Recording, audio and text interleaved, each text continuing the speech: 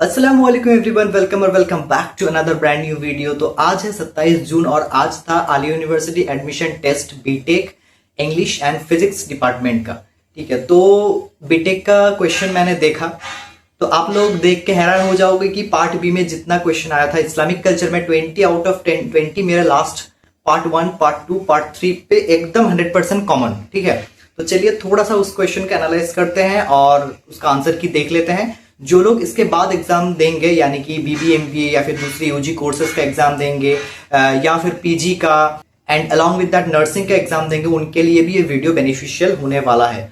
तो चलिए शुरू करते हैं आज का आंसर की analysis. So I hope the screen is properly visible to you. आप लोगों को स्क्रीन प्रॉपरली दिख रहा होगा। ये हो गया आप लोगों का बीटेक का क्वेश्चन का पार्ट 2 यानी कि पार्ट बी, यहाँ का इस्लामिक हिस्ट्री एंड कल्चर हम थोड़ा देखेंगे। तो फर्स्ट क्वेश्चन यहाँ पे क्या बोला जा रहा है, who became the second Khalifa of Islam. तो इस्लाम में सेकंड खलीफा कौन थे? सेकंड खलीफा थे हजरत उमर रजी अल्लाह तआला अन्हु। Next, select the correct sequence of the great 4 खलीफ्स। तो 4 जो ग्रेट खलीफा थे उनका सीक्वेंस क्या है, कब किनके बाद कौन आए थे? हज़रत अबू बकर रज़ी अल्लाह तआला सबसे पहले, उनके बाद आए थे हज़रत उमर रज़ी अल्लाह तआला अन्हु, नेक्स्ट आए थे हज़रत उस्मान रज़ी अल्लाह तआला अन्हु एंड आखिर में आए थे हज़रत अली रज़ी अल्लाह तआला अन्हु। नेक्स्ट थर्ड वाला देखो, who was called June Noorain. June Noorain किनको बोला जाता था? मैंने पार्ट 1 में और पार्ट 2 दोनों में बता दिया था। अच्छा, अगर क्वेश्चन में सिमिलरिटीज मिल रहे हैं आप लोगों को कि पार्ट 1, पार्ट 2, पार्ट 3 में अगर ये क्वेश्चन आप लोगों ने देखा है तो थोड़ा कमेंट कर देना। ठीक है, कितना कॉमन आया ये थोड़ा एक बार कैलकुलेट कर लेना। तो ज़ुन नूरैन किनको बोला जाता था? हज़रत उस्मान रज़ी अल्लाह तआला अन्हु को। Next, the sacred place of Karbala is now situated in. Karbala कहाँ पर है? देखो ऑप्शन अगर देखोगे तो ईजिली हो जाएगा। सऊदी अरबिया ऑब्वियसली, ईरान में भी नहीं, इराक में भी नहीं, सीरिया में भी नहीं, ईजी है। Next, who established Umayyad caliphate. Caliphate के बारे में बहुत आप लोगों को पढ़ाया गया। उम्मेद खलीफेट कौन एस्टैब्लिश किए थे? मुआविया। नेक्स्ट 76 देखो, capital of the Umayyad caliphate. मैंने बार बार बोला था उम्मेद क्या होगा, MA यहाँ पर है तो दमस्कस MA। उम्मेद खलीफेट का कैपिटल कहाँ था? दमस्कस। नेक्स्ट देखो, इंपॉर्टेंट है ये वाला, first capital of Abbasid caliphate. Normally तो अब्बासिद खलीफेट का कैपिटल था बगदाद, लेकिन फर्स्ट कैपिटल अगर बोले तो वो हो जाएगा कूफा। कब था? अली रजी अल्लाह तआला अन्हु के ज़माने में, उस टाइम पे। उसके बाद उसको दमस्कस में बगदाद में ट्रांसफ़र किया गया, लेकिन अली रजी अल्लाह तआला अन्हु के ज़माने में वो कैपिटल था कूफा में। तो first capital of Abbasid caliphate हो जाएगा आपका Kufa. Name of the Islamic calendar easy है, हिजरी या फिर हिजरत। Next, who built the dome of rock. Dome of rock के बारे में भी मैंने पढ़ा दिया था, Abdul Malik ibn Marwan. Next, literary meaning of the word khalifa. खलीफा वर्ड का लिटरल मीनिंग क्या है? मैंने बोला था सक्सेसर, यानी कि प्रॉफिट मोहम्मद सल्लल्लाहु अलैहि वसल्लम के बाद जो आते हैं जिनका रिस्पॉन्सिबिलिटी बनता है, दे आर कॉल्ड सक्सेसर। यहाँ पे रूलर नहीं होगा, सक्सेसर होगा।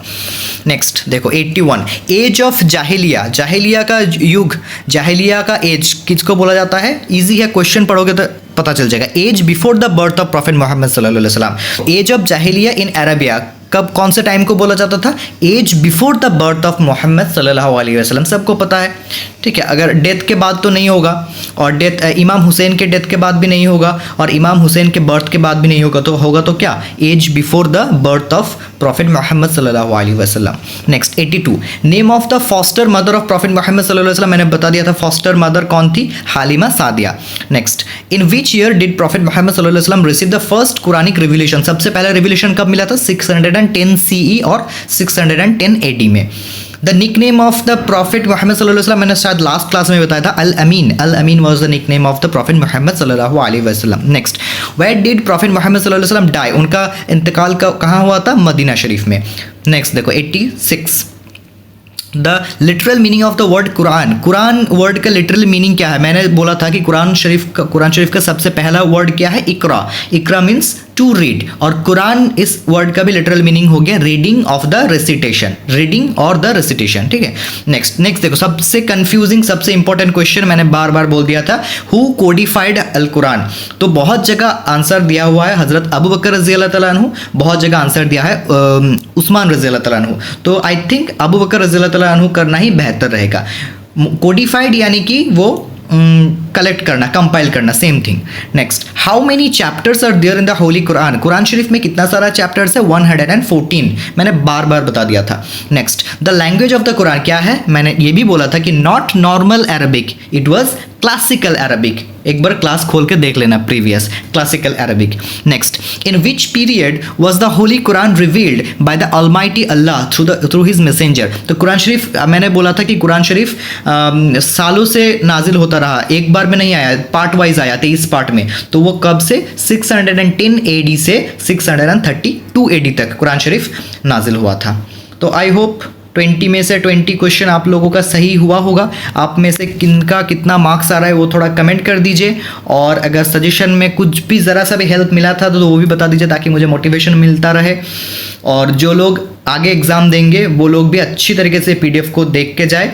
और एक बात मैं बता देता हूँ, GK का यहाँ पे देख लो। GK का क्या होता है ना, GK में ज़्यादातर 5 क्वेश्चन हिस्ट्री से आया था, हिस्ट्री से। तो ये भी हिस्ट्री का भी मैंने मोस्ट ऑफ क्वेश्चन करवा दिया था, लेकिन पूरा नहीं करवा पाया था, क्योंकि मैंने पहले ही बोला था कि हिस्ट्री करवा पाना मुश्किल है इतना। तो फिर भी वो जो दिल्ली सल्तनत से 5 क्वेश्चन आया था, ठीक है। तो आप, अगर आपके पास टाइम है तो थोड़ा सा वो एंशियंट हिस्ट्री देख लेना। एंशियंट हिस्ट्री नहीं, एक्चुअली मीडिएवल हिस्ट्री थोड़ा देख के जाना, ठीक है। सो आई होप आप लोगों को वीडियो पसंद आया होगा। अगर आप लोगों को वीडियो अच्छा लगा तो चैनल को प्लीज सब्सक्राइब कर लेना, और एक प्यारा सा लाइक करके प्यारा सा कमेंट कर देना। मिलते हैं जल्दी नेक्स्ट किसी वीडियो पे। Till then stay tuned, good bye, thank you, जय हिंद, अल्लाह हाफिज, अस्सलाम वालेकुम।